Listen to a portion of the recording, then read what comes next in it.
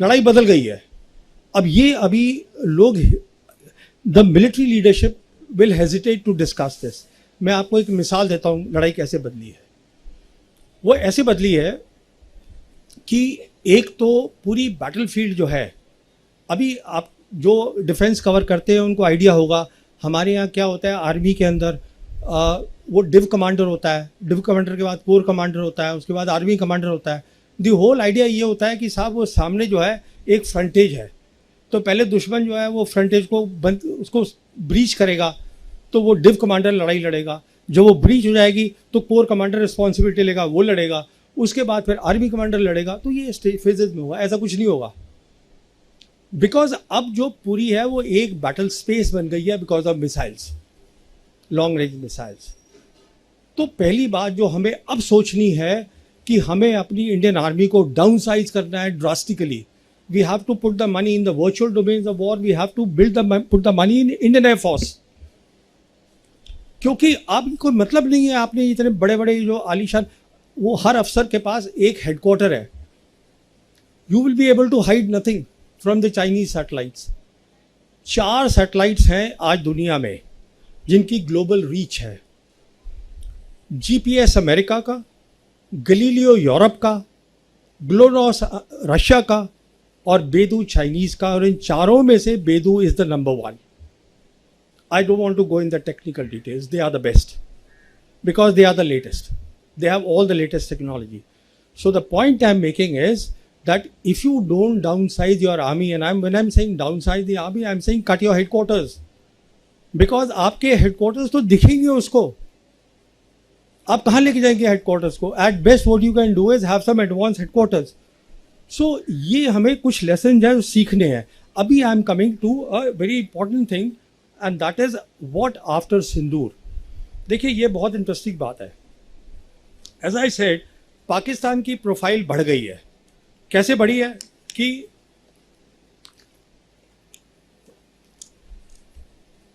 तीनों great powers today are facilitating Pakistan. America को चाहिए पाकिस्तान काउंटर टेररिज्म के लिए। इन लोगों का रिश्ता है 9/11 से बहुत पुराना रिश्ता है, वो टूटा कभी नहीं था। And Asif Munir, because he is now become a 5 star, वो अटेंड कर रहे हैं कल उनकी 250th army day parade. Sorry, या आसिफ मुनीर फील्ड मार्शल। तो American happy with them. The world doesn't believe our talk of terrorism, वो कोई मतलब नहीं है, बिकॉज टेररिज्म फिनिश्ड इन 9/11। उसके बाद जो चला था, जब बुश जूनियर ने बात शुरू करी, यू आर विद अस और you not with us, that was the days of terrorism. Now, because as I said, the global geopolitics is shifting. This is the day really of the conventional wars or hybrid wars. उसमें terrorism भी हो सकती है, but terrorism cannot be by itself. तो ये आपका narrative कोई नहीं सुन रहा है। अच्छा, चाइना जो है सेकेंड ग्रेट पावर उनके साथ खड़ा हुआ है, और जो रशिया है, as I said, they are, उनकी विजन जो है वो अलाइंड है। इनफैक्ट अभी रिपोर्ट आई है कि प्रेसिडेंट पुतिन, ब्रिक्स की समिट हो रही है 6-7 जुलाई को ब्राज़ील में। वहाँ पे 2 मुल्क चाइना और रशिया प्रपोज करने वाले हैं पाकिस्तान का नाम एज अ परमानेंट मेंबर। वो दूसरी बात है, होगा नहीं, because it works by consensus. In fact इसी के तहत foreign minister of Russia Sergei Lavrov, he is coming, I think tomorrow और day after he is coming to India.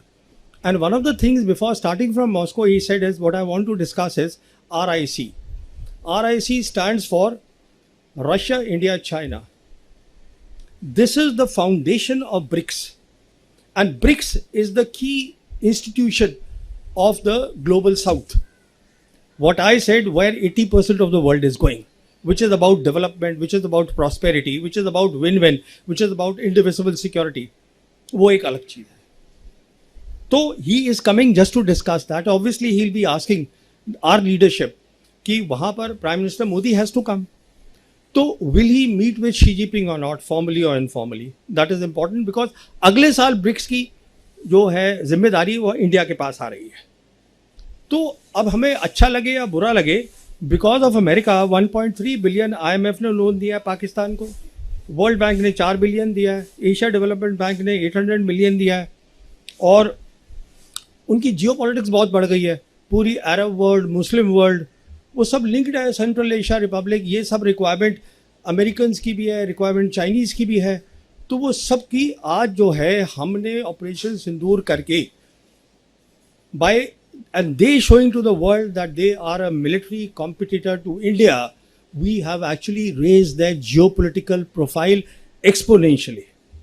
पहली बात तो ये है। दूसरी बात, जैसे मैं आपको शुरू में बता रहा था, we have abandoned SAARC. We abandoned that in 2016. Now we are in a limbo, we are in a complete suspense कि how much importance will the Trump administration give to Quad? How much importance it will give to India being the net security provider in Indian Ocean region, and how much backing it will give to South Asia? South Asia में उन्होंने हाथ झाड़ लिए हैं। एक सवाल पूछा था president Trump say about Bangladesh, and he said it is between the two countries, they can sort it out, he is not interested. कहने का मतलब ये है, जैसे मैं आपको बता रहा था, दोनों एक्सट्रीम पे तीनों ग्रेट पावर्स इन्वॉल्व हैं। आज खुला मैदान है for China. There is a strategic void, India is not there, America doesn't want to come there, and China is very much there. And अब आप सोचिए आगे क्या होगा। प्रोफाइल बढ़ गई है पाकिस्तान की। Why can't the Chinese put Pakistan as a strategic alternative to India in the SAARC and revive SAARC? SAARC आज भी जिंदा है, हेडक्वार्टर है उसका नेपाल के अंदर। तो इन पॉसिबिलिटीज को आप सोचिए कि हम अपने नेबरहुड में there is a great possibility of getting strategically isolated. Next देखिए, जो सबसे इंपॉर्टेंट बात है जो मैं बताना चाहता हूँ आपको, this is the most important part. जो उनके डिफेंस मिनिस्टर हैं पाकिस्तान के, Khwaja Ali, he made Khwaja Asif, he made a statement 2 या 3 दिन पहले कि we are leaving Shimla agreement, we want to go back to the 1948 UN resolution, and what he said is that we want to call the military line ceasefire line. इसका बहुत serious implication है, ये मैं आपको समझाता हूँ कितना serious है ये इम्प्लीकेशन। देखिए, जब लाइन ऑफ कंट्रोल बनी थी शिमला एग्रीमेंट के अंडर, उसमें 2 बातें तय हुई थी।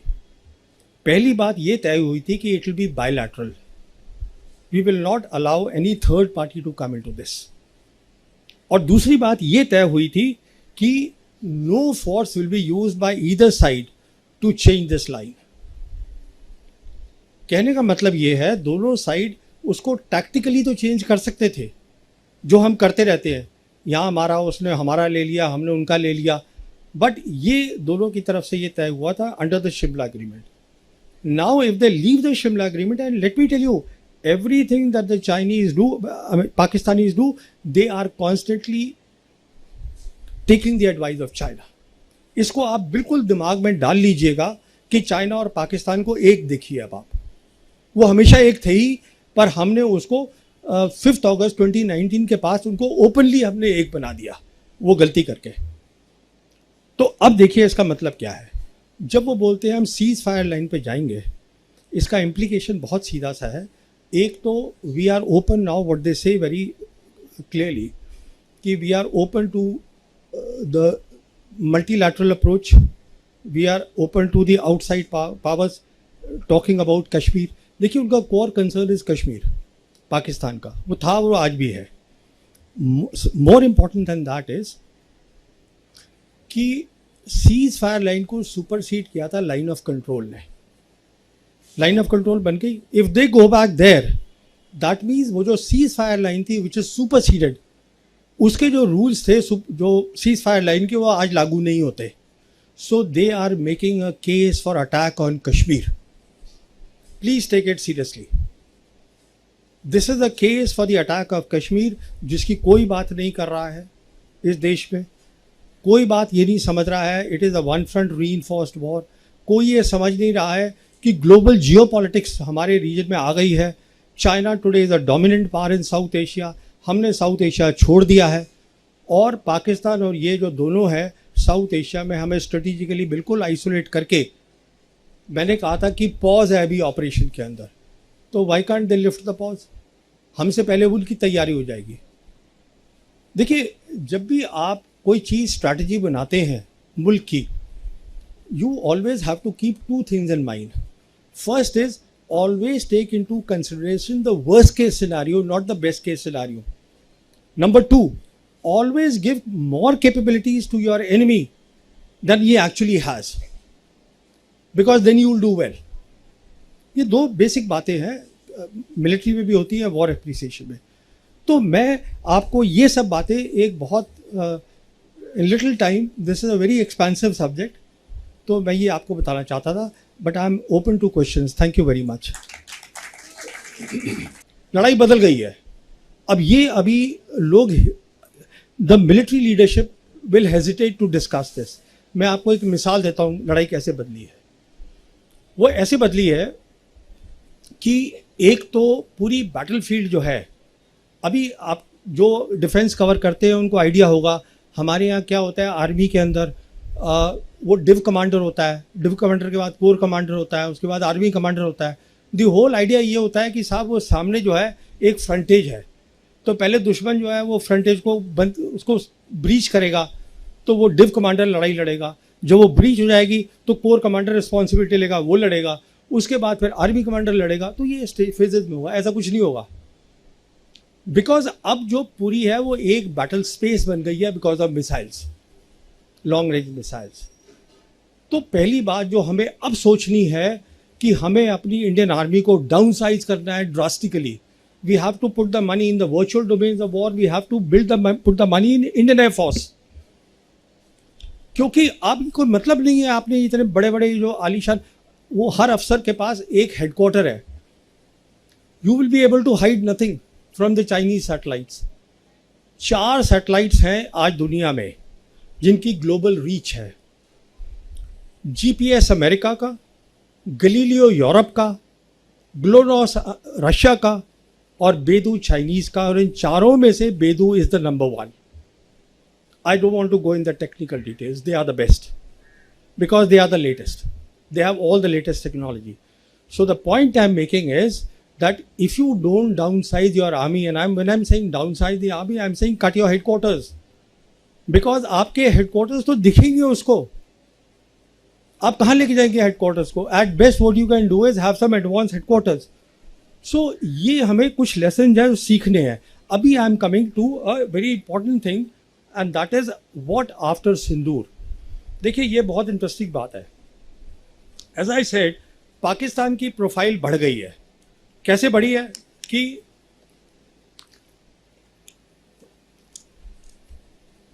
तीनों great powers today are facilitating Pakistan. America को चाहिए पाकिस्तान काउंटर टेररिज्म के लिए। इन लोगों का रिश्ता है 9/11 से बहुत पुराना रिश्ता है, वो टूटा कभी नहीं था। And Asif Munir, because he is now become a 5 star, वो अटेंड कर रहे हैं कल उनकी 250th army day parade. Sorry, या आसिफ मुनीर फील्ड मार्शल। तो American happy with them.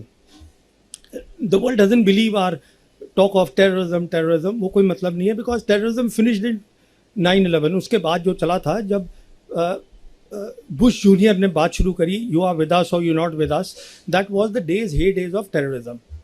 Now, because as I said, the global geopolitics is shifting. This is the day really of the conventional wars or hybrid wars. उसमें terrorism भी हो सकती है, but terrorism cannot be by itself. तो ये आपका narrative कोई नहीं सुन रहा है।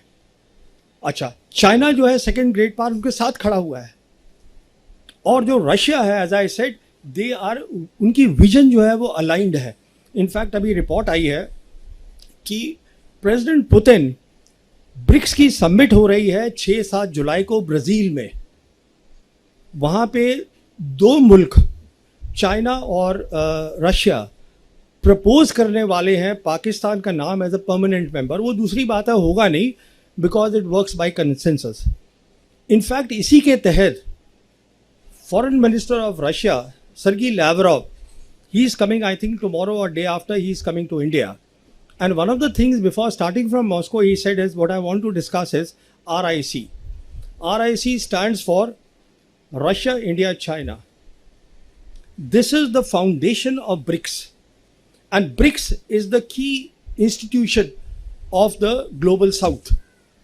What I said, where 80% of the world is going, which is about development, which is about prosperity, which is about win-win, which is about indivisible security, वो एक अलग चीज है. तो he is coming just to discuss that. Obviously, he'll be asking our leadership कि वहाँ पर Prime Minister Modi has to come. तो will he meet with Xi Jinping or not, formally or informally? That is important because अगले साल BRICS की जो है जिम्मेदारी वो इंडिया के पास आ रही है. तो अब हमें अच्छा लगे या बुरा लगे, because of America 1.3 billion IMF ने लोन दिया है पाकिस्तान को, वर्ल्ड बैंक ने 4 बिलियन दिया है, एशिया डेवलपमेंट बैंक ने 800 मिलियन दिया है, और उनकी जियोपॉलिटिक्स बहुत बढ़ गई है.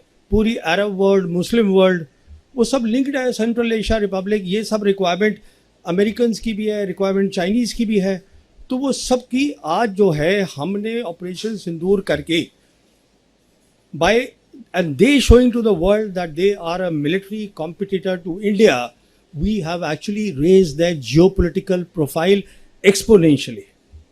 पहली बात तो ये है. दूसरी बात, जैसे मैं आपको शुरू में बता रहा था, we have abandoned SAARC. We abandoned that in 2016.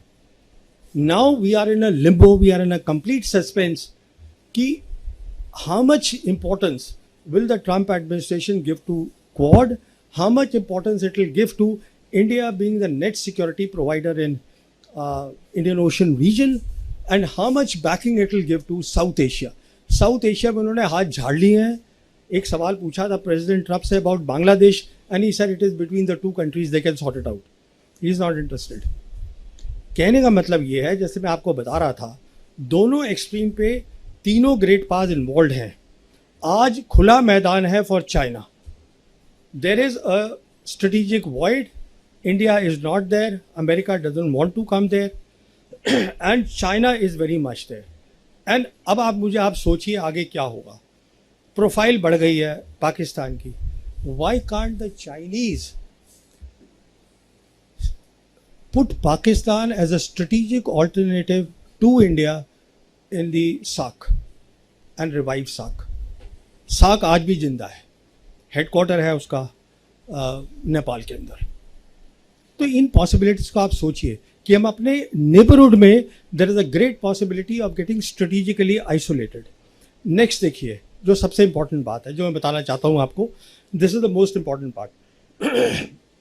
जो उनके डिफेंस मिनिस्टर हैं पाकिस्तान के, Khwaja Ali, he made Khwaja Asif, he made a statement 2 या 3 दिन पहले कि we are leaving Shimla agreement. We want to go back to the 1948 UN resolution.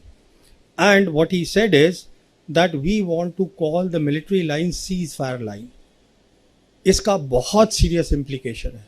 ये मैं आपको समझाता हूँ कितना सीरियस है ये इम्प्लीकेशन. देखिए, जब लाइन ऑफ कंट्रोल बनी थी शिमला एग्रीमेंट के अंडर, उसमें 2 बातें तय हुई थी.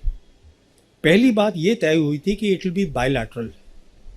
We will not allow any third party to come into this. और दूसरी बात ये तय हुई थी कि no force will be used by either side to change this line. कहने का मतलब ये है, दोनों साइड उसको टैक्टिकली तो चेंज कर सकते थे, जो हम करते रहते हैं, यहाँ मारा, उसने हमारा ले लिया, हमने उनका ले लिया.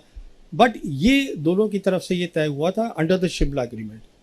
Now if they leave the Shimla agreement, and let me tell you, everything that the Chinese do, Pakistanis do, they are constantly taking the advice of China. इसको आप बिल्कुल दिमाग में डाल लीजिएगा कि चाइना और पाकिस्तान को एक देखिए. अब आप, वो हमेशा एक थे ही, पर हमने उसको 5 अगस्त 2019 के पास उनको ओपनली हमने एक बना दिया, वो गलती करके. तो अब देखिए इसका मतलब क्या है. जब वो बोलते हैं हम सीज फायर लाइन पे जाएंगे, इसका इम्प्लीकेशन बहुत सीधा सा है. एक तो we are open now, what they say very clearly, कि we are open to the multilateral approach, we are open to the outside powers talking about Kashmir. देखिए, उनका core concern is Kashmir Pakistan का, वो था, वो आज भी है. More important than that is कि सीज फायर लाइन को सुपरसीड किया था लाइन ऑफ कंट्रोल ने, लाइन ऑफ कंट्रोल बन गई. If they go back there, that means वो जो सीज फायर लाइन थी विच इज सुपरसीडेड, उसके जो रूल्स थे जो सीज फायर लाइन के, वो आज लागू नहीं होते. So they are making a case for attack on Kashmir. Please take it seriously. This is a case for the attack of Kashmir, जिसकी कोई बात नहीं कर रहा है इस देश में. कोई बात ये नहीं समझ रहा है it is a one front reinforced war. कोई ये समझ नहीं रहा है कि ग्लोबल जियोपॉलिटिक्स हमारे रीजन में आ गई है. China today is a dominant power in south Asia.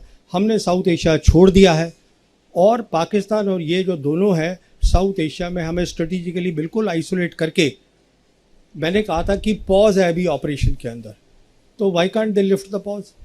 हमसे पहले उनकी तैयारी हो जाएगी. देखिए, जब भी आप कोई चीज़ स्ट्रैटेजी बनाते हैं मुल्क की, you always have to keep two things in mind. First is always take into consideration the worst case scenario, not the best case scenario. Number two, always give more capabilities to your enemy than he actually has, because then you will do well. ये दो basic बातें हैं, military में भी होती है, war appreciation में. तो मैं आपको ये सब बातें एक बहुत in little time, this is a very expensive subject, तो मैं ये आपको बताना चाहता था. But I am open to questions. Thank you very much.